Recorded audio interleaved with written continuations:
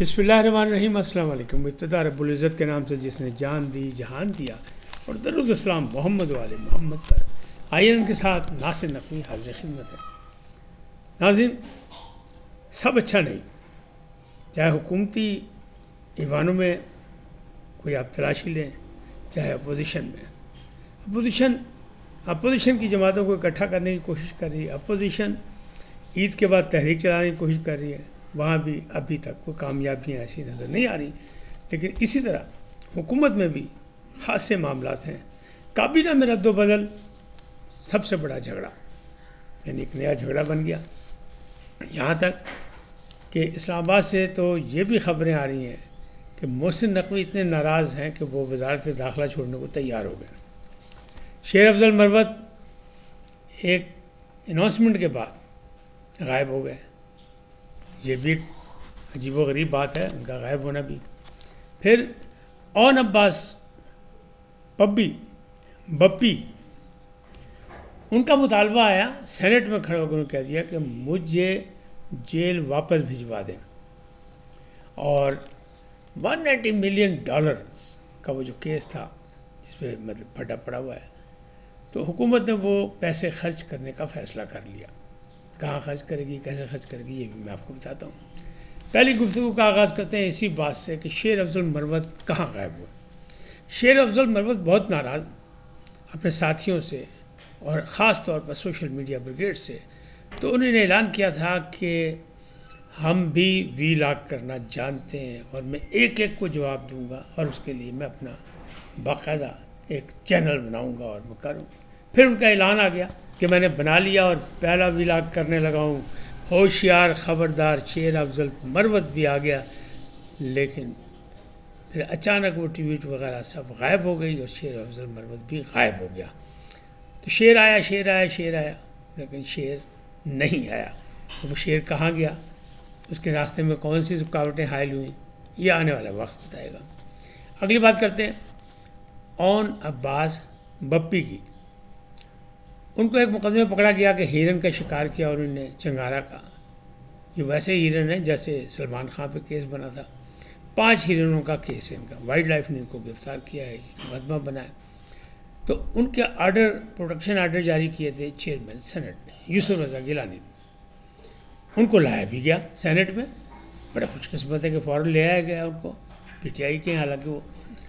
تو ان کو جب لایا گیا تو انہوں نے ایک دھوئے دار تقریر کی، چیئرمین سینٹ کا شکریہ ادا کیا، لیکن ساتھ انہوں نے کہا کہ مجھے واپس جیل بھجوا دیا جائے، اس لیے کہ مجھ سے سینئر جو سینیٹر ہیں اعجاز چودھری، ان کے پروڈکشن آرڈر پہ بالکل عمل درآمد نہیں کرایا گیا۔ ان کا بھی حق ہے کہ وہ آتے ہیں، تو اگر وہ ان کو لایا نہیں جا سکتا تو مجھے جیل بھجوا دیں، یہ انہوں نے مطالبہ کیا، اور بڑی دھوئے دار تقریر کی۔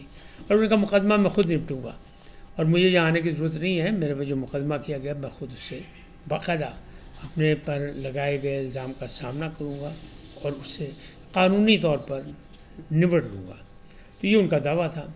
اب 190 ملین کی جو بات ہے وہ بھی گورنمنٹ نے فیصلہ کر لیا، یاد ہے سپریم کورٹ میں جمع کرا دیا گیا تھا وہ سارا۔ انہوں نے کہا کہ اس سے ہم یونیورسٹی بنائیں گے، دانش یونیورسٹی بنائیں گے، دانش اسکول کو فائدہ پہنچائیں گے، دانش ہاسپٹل بنائیں گے، اور خرچ کرنے کا فیصلہ کر لیا کہ اس سے رکھنے کا کوئی فائدہ نہیں۔ حالانکہ وہ پڑے جو ہیں وہ بھی ڈبل ہو گئے ہیں، یعنی اس کے ساتھ جو منافع لگا اس میں وہ ہو گیا۔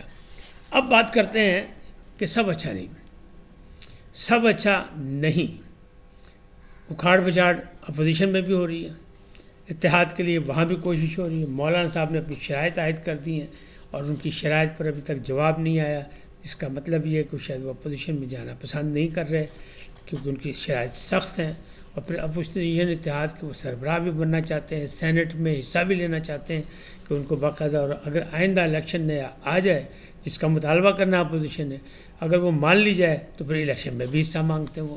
تو یہ بہت سے معاملات ہیں جو الجھے ہوئے ہیں۔ لیکن دوسری جانب کابینہ میں رد و بدل جو ہے وہ نیا جھگڑا بن گیا۔ وہ کیا ہے؟ کابینہ میں رد و بدل جو نیا جھگڑا بنا، اس میں سب سے پہلی وزارت جو ہے وزارت داخلہ ہے۔ پہلے تو جب نام ہی آیا تھا پرویز خٹک کا تو اسی وقت پھٹا پڑ گیا تھا کہ پاجی یہ کدھر، یہ تو مخالفین ہیں، یہ تو ہمیں گالم گلوچ کرتے رہے ہیں، یہ تو گالم گلوچ بریگیڈ کے رکن ہیں، تو وہ۔ لیکن پھر ان کو سمجھایا گیا لوگوں کو کہ جناب جان دو غصہ ہے، بڑی پارٹی طاقتوروں کا نمائندہ، آپ فکر نہ کریں، آپ کو کچھ نہیں کہتا۔ جس کے کہنے کے لیے لایا گیا وہ اسی کو کچھ کہے گا جس سے ناراض ہے. اور پھر جب منسٹری بنی تو وہ بھی ان کو وزارت داخلہ میں ڈالا گیا تو ان کو مشیر بنایا گیا صرف KPK کے حوالے سے. اس کا مطلب یہ ہے کہ جو وہ یاد دہانی کرائی گئی تھی، یقین دہانی کرائی گئی تھی، اس پہ پورا اترے.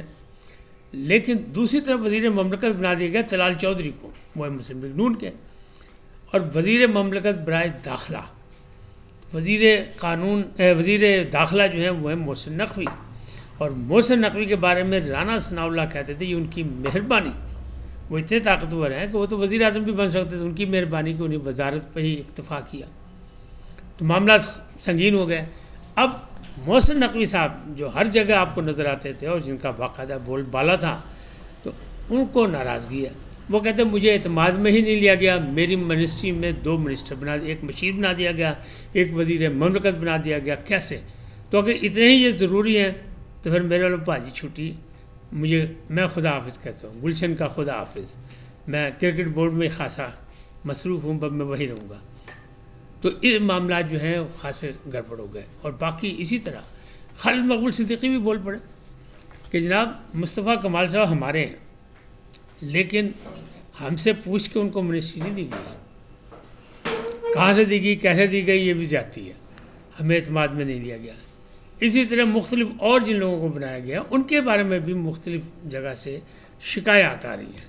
اور یہاں تک یہ ہو رہا ہے کہ محسن نقوی کا مسئلہ سب سے نمبر 1 ہے فہرست میں، کیونکہ پاجی ہم تو نہیں، یہی لوگ کہتے ہیں وہ بڑا تگڑا سی اور ہر جگہ وہ رہے.